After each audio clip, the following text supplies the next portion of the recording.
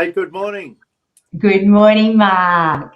Oh, this is so excited. I am holed up in a motel in Gundawindi, but I got here early enough, and then we realised that 10 o'clock in Queensland was different to 10 o'clock in New South Wales.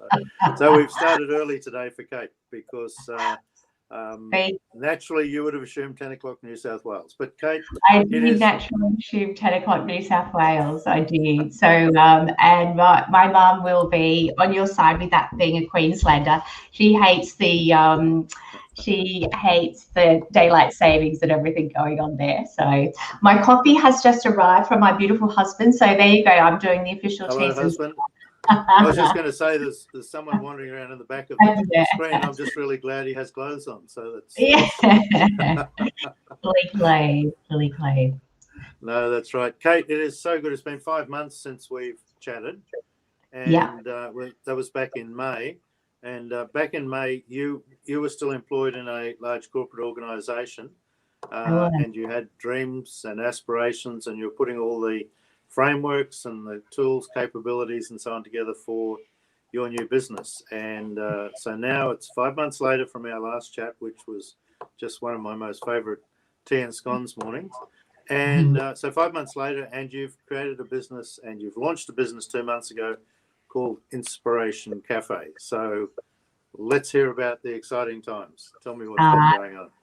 Thanks, Mark. Yeah, it's been such an interesting time. And although that I've launched it obviously in probably one of the challenging times with COVID and in a recession as well, this has been a lifetime of dreaming about it, and certainly 18 months in the planning and thinking about it very strategically. So I haven't just kind of done it on a whim and gone out there, and it's certainly, for business owners that are looking to do that, or if you're looking to become a bit of a corporate escapee at some stage in your life, then it does take definitely effort and planning and really good, and leveraging fabulous people. Like, I know that I've spoken so much to you, Mark, at some of my great clients that I've dealt with in the past as well, and mentors, and I've got a business coach, and so there's been a lot of planning involved in it, and there is so much effort once you do get into it. And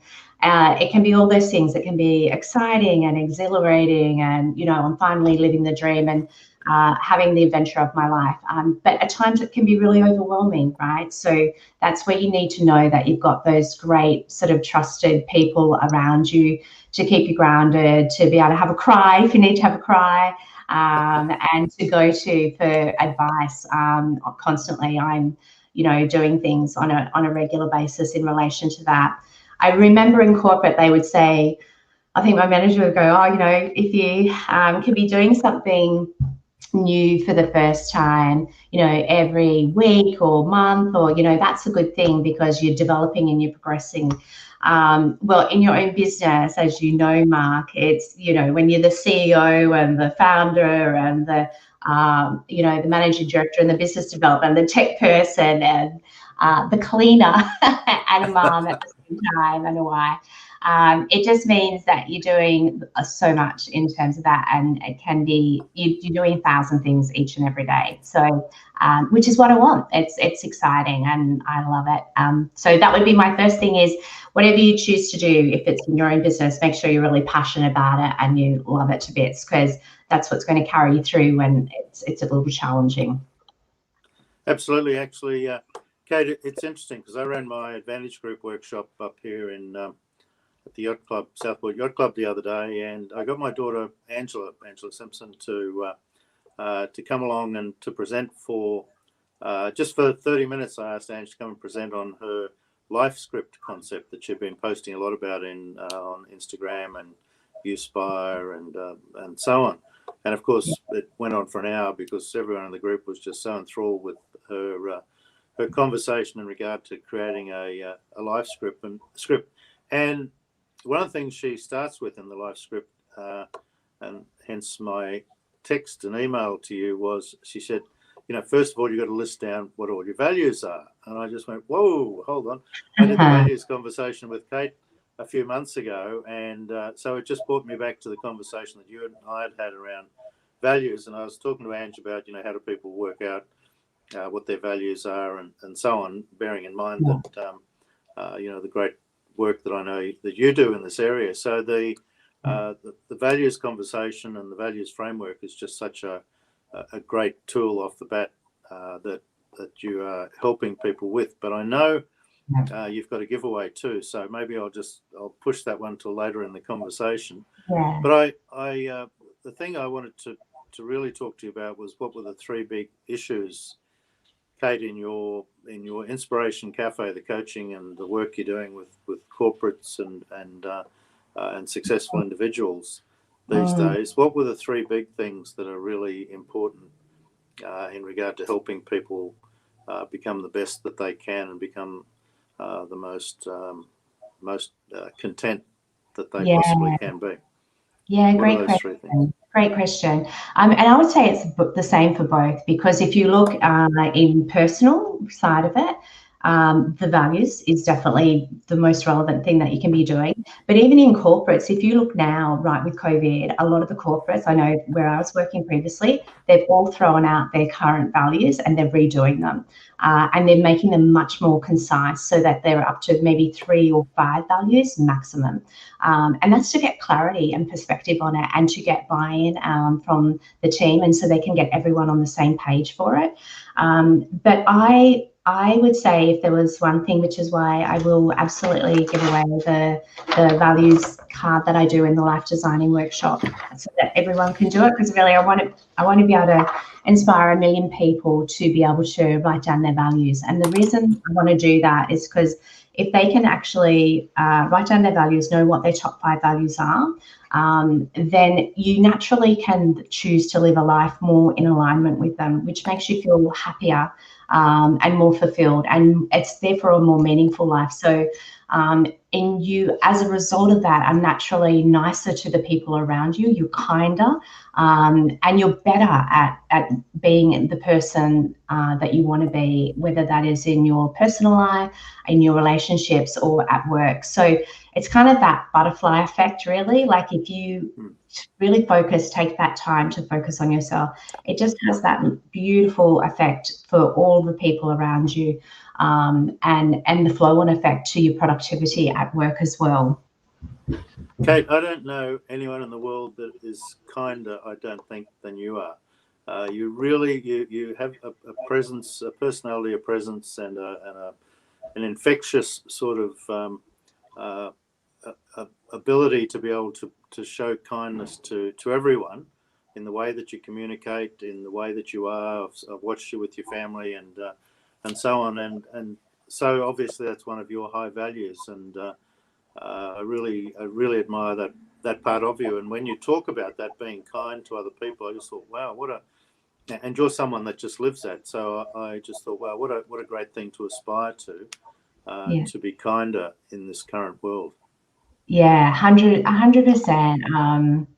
I mean, you see it, the taglines all over Instagram: kind is cool, beautiful, kind is brave, those sorts of things. But when you do apply it in the work, particularly in corporate, and certainly in our industry is where I've specialized for the last 30 years, has been in financial services. So, and it's been through a lot, the heart of it's kind of been stripped out. We've had royal commissions and things like that. So, now more than ever is really important to get back to the heart and soul of your business, and your people, and which is why I've kind of started doing those life designing workshops for businesses as well, so they can actually ask the people, rather than just designing their own corporate values and coming up with what they are and doing that sort of top-down approach.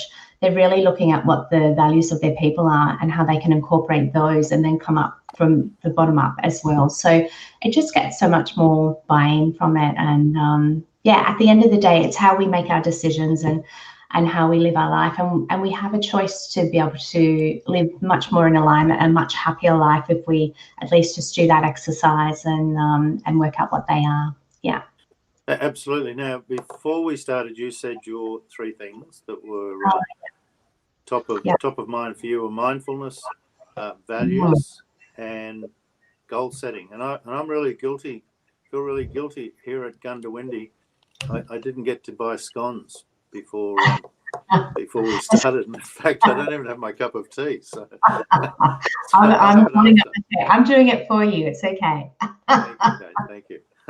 Thank you. But yeah, mindfulness, values, goal setting, they're three big pillars that you mentioned before we came on that were really important to you. And just before you answer that, and I know I'm cutting across your time here, but I'm still caught in that kindness thing, and I'm just about to write it down because, you've just inspired me, and I thought and especially, when you're talking about people in financial services with the Royal Commissions and all that sort of stuff, I think I think customers are looking for kindness and don't even know it.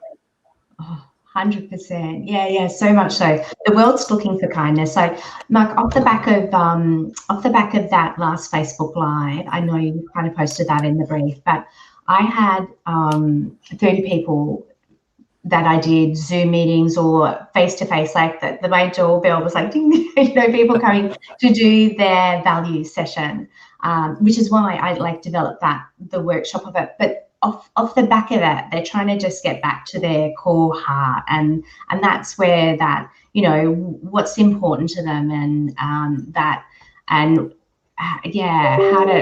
to have a happier life around that, and with great people and with kind people. You don't have to be.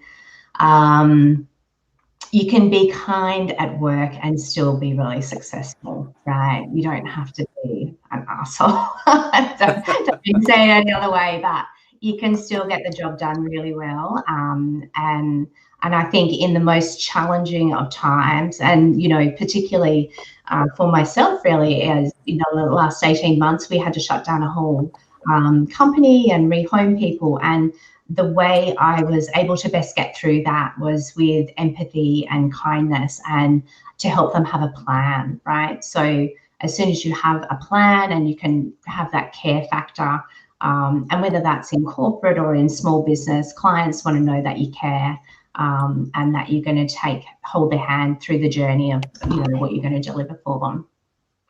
Kate, you've covered two words here, and I'm once again writing the other one down: the empathy and kindness. Now, empathy is something. So I'm going to go off on a tangent here. People who suffer from narcissistic tendencies, empathy is it's just not in their vocabulary, and if they do engage it, it's fake, manufactured. But I suppose you can pretend to have empathy. But I mean, the truth is, empathy and kindness together would just be two of the greatest attributes that human beings can have in regard to their relationships, not just from a business point of view, but from a personal point of view as well. Would you think that's a fair statement? 100%. Yeah. Because that's where then it leads on to the whole authenticity, like if you care, you're trusted, you become their trusted advisor and their go-to person. And it just leads to so many referrals as a result of that. Yeah. You can't manufacture it, can you? No. Empathy and kindness can't be. Well, you can for a minute or two. I'm sure. Yeah. People can, but in a genuine sense, those two things in themselves, if you could focus on being empathetic, putting yourself in the other person's shoes, and just being kind. I mean, all the tools, capabilities, the resources, whether you're building houses, coaching people on their life goals or whatever. I mean, they're just two attributes which would guarantee absolute success and full referability. Yeah. No, it's so true, Mark. So true, Paradol. Yeah. Yeah, and you just ooze both of them, Kate. So come on, let's talk about this mindfulness and goal setting and value conversations. So for mindfulness, the reason I wanted to talk about that is because when I actually reflect on certainly this last 2 years, which has been quite a slog for many of us, the thing that carried me the most through that was because I'd done a mindfulness course. And the mindfulness course I did was over in San Francisco by this incredible company called Search Inside Yourself Leadership Institute. And it's basically the people who were inside Google who used to do all the mindfulness for them. And they then thought, wow, this is really powerful stuff. We actually need to start sharing this with the rest of the world. And so their sort of thing is about kindness as well, and a curious. So the two things are a kind heart and a curious mind, which is which really resonates with me, because I think if you have those two things, you're going to grow, you're going to be, and you're doing it the right way. So I went over, I was over there for a conference, and then I extended and did this 2-day mindfulness course with them, with probably 100 other people. And once I knew the power of it, then I really realized how much it's carried me through those really challenging times. And for example, even so every day, I will do even just that mindful minute. So it's just the breathing. And like, I'm an amateur, I'm so basic at this, and probably in yoga, and yoga is the other thing that's really important to me. But if you just practice your breathing in for 4, holding it for 4, and then breathing out for 4. Even if everyone's got a Fitbit or an Apple Watch these days, if you even just watch your actual blood pressure drop, like it'll drop from 80 at least about 10 bips, right? So it just relaxes you so much, and it reduces your anxiety. So if I'm going on before a session like this, I'm presenting before a workshop, I'm just practicing my breathing while I'm standing. You don't have to be off meditating somewhere, but I'm just focused on my breathing and just bringing it right down, because it's bringing down my blood pressure, and it's bringing down any anxious or nervous energy, and turning it to excitement, and just focusing on the positive of it. So it has absolutely shaped my life in terms of the way I do it. So they do mindful minute, they do mindful eating, they do mindful walking, the power of the pause. So the power of the pause would be the other really important thing, which is all to do with you get to choose your response. So particularly in this world and in the work environments that we're potentially in, you're going to come across people that are not necessarily going to be as pleasant as what you'd like, and you're going to be triggered. And often when you are triggered, it's actually your ego that's getting triggered at that stage. So if you have the ability just to pause for 60 seconds, right, instead of responding, and this is really good for parents with children as well. So if you can just pause before you respond, just for 60 seconds, what happens is that rush of all those crazy feelings passes over you. And so then you can actually choose your response. So instead of responding in the minute with something you're going to regret, it actually allows you just to take that moment to pause and then respond, back to that situation in a way that you would much prefer to do it. And therefore it's not triggering the other person to respond back, so you're getting in this fighting situation. So that's been really helpful for me in every work environment, and recognizing where, like I touched on it, where ego's at play. So people are speaking either to have their voice heard or to share something. So I really try and make sure that I'm speaking, when I speak, that I'm speaking to give value to others, as opposed to promoting an ego or making myself look good. I'm sharing it because this is the stuff that's working for me and helping me in my life and my family and my business. So I think they're gold in terms of that, and they help me navigate the really difficult conversations that I've had to have over that last 18 months, and to be able to help people refocus and get on get back on a new path. Very good. I was just about to go for a minute, but I thought, no, that would be too long a pause. No, but I love the idea of the mindful minute and the breathing. And in fact, I read a book recently, Kate, you may have heard of it, called Breath. Have you? I haven't read it. In other words, we do not breathe through our mouth ever again. We always breathe through our nose. That's the executive summary, but the health benefits are unbelievable. But you got me thinking, Kate, about the 4 agreements, and I think you're aware of these, aren't you? Sorry. because of you. Thank you, and me from someone else. So, but when you're talking about the mindful minute and the ego and taking a pause, straight away my mind went to the 4 agreements, and 2 of those, which to me have really resonated, are don't take things personally and don't assume. And I guess that ties in with what you're talking about with ego. And sometimes someone will say something, and I'm picking up on what you're saying is, I think, is that sometimes somebody says something and our ego gets attacked.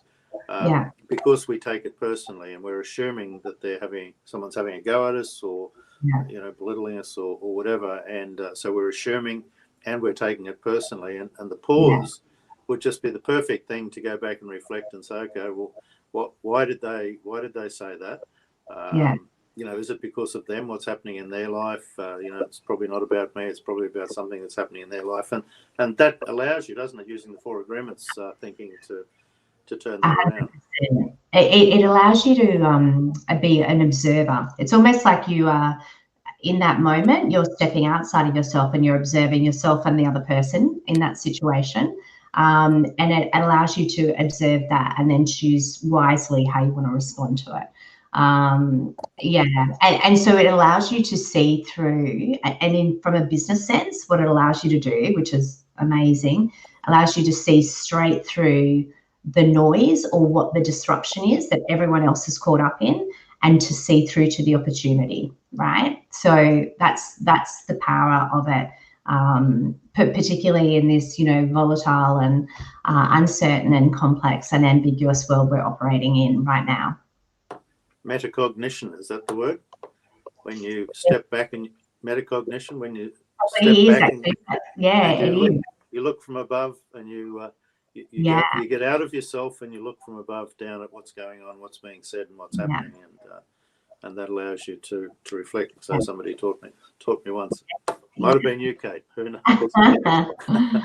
So I'm really enjoying. I'm just going to say the notes that I've written down here. The keywords so far out of this conversation, which I've got a lot out of, and I'm sure everyone watching will: empathy, kindness, mindfulness, and curiosity. And Dan Sullivan once, I love one of his great quotes. He says, when you're looking for someone to have a new employee, a business relationship, a personal relationship, whatever, look for people who are alert, curious, and responsive.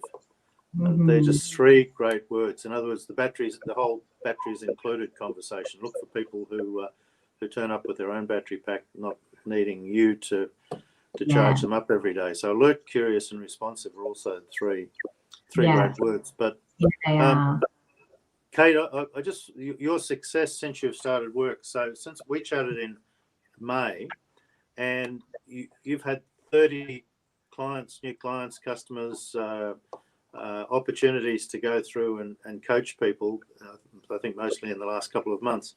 Yes. And I'm just in awe of the way you've picked up this transformation from corporate life to your entrepreneurial life, and you're just doing you're achieving so much. You've now got your new. I'm gonna talk about your new red bow that you got recently.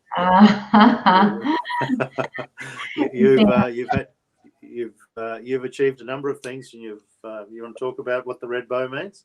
I know you don't want to brag, but I'm going to force it out of you. It was. I guess it was my new car, which was lovely. And you get a big red bow on the car. So that was my first big red bow, and it was definitely well worth the wait for it. So it was nice. It was nice. But you deserve it, Cate, and you are doing so well. You've as I say, 30 plus people, relationships, and counting. You've been able to go through and help and take them through these new frameworks that you've developed and so on. And some of those, you and I have done one-on-one. You've thrown them at me to be a guinea pig for you, and I just got so much value out of all the exercises that we've done together. So. Yeah. Tell me what sort of people you're looking for, Cate. Who are the people that are your ideal, I guess, potential clients, customers, or people that you want to help? What do they look like?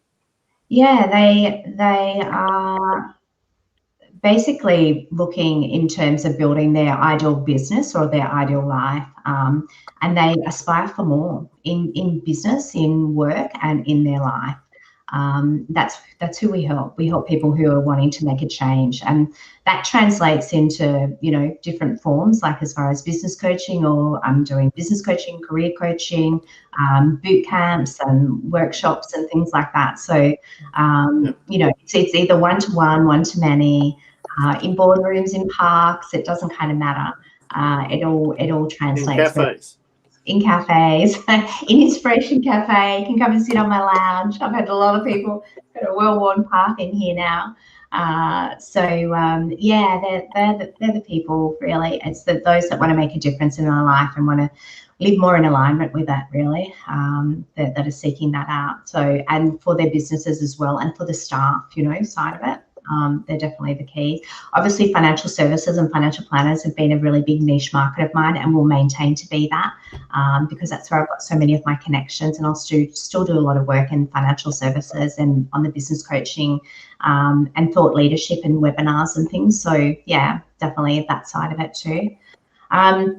But Mark, the other thing, because I'm just looking at time and stuff, the other thing was definitely just in terms of goal setting, and sorry, role models is something else I just really wanted to mention, which is such a valuable thing to do, which it's actually stemmed from that incredible professor that I've been doing a lot of work with over the last 3 years, Kevin Glavin. So he was a career counselor over in the United States, and they go through all the, instead of just doing your Myers-Briggs and going, this personality type suits this kind of job, it actually goes through your role models. So understanding your role models, understanding your hobbies and interests, and then understanding where your focus is. So those, understanding your role models as a person as well, and certainly in this environment, it really, really can help guide you in terms of what you are looking to, you know, you're aspiring to become.